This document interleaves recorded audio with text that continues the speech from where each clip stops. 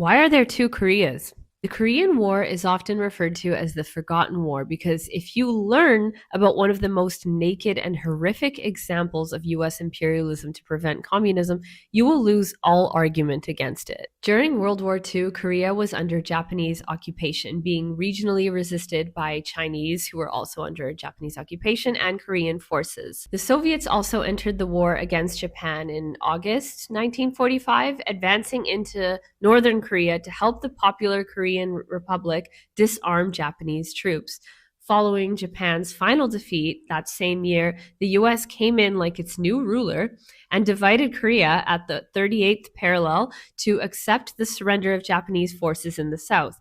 In the south, they dismantled the popular Korean People's Republic and installed a brutal puppet regime under Syngman Rhee, filled with former Japanese collaborators. So when war broke out, it wasn't just North versus South, it was a revolutionary struggle for reunification against US imperialism. And America's response to this was absolutely brutal. This may have been the first war we learned just how far they're willing to go against communism.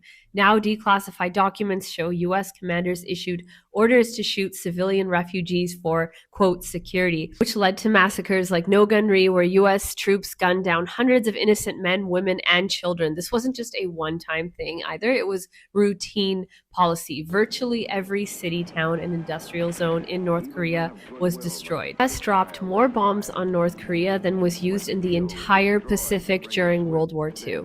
Hundreds of thousands of civilians died as cities with no military targets were leveled. They bombed irrigation dams to deliberately flood farmlands and bring about famine. Let that fucking sink in. The death toll from this war was more than like 3 million people.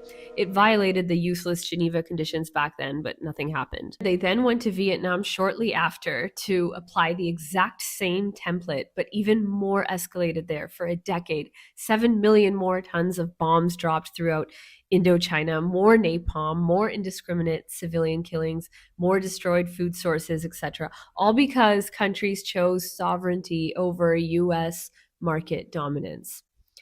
The separation of Korea is one of the worst examples of US intervention. The South became a capitalist military base, still hosting 73 American military bases to this day. Japan has about 120 US bases, and North Korea became a walled fortress of anti imperialist resistance.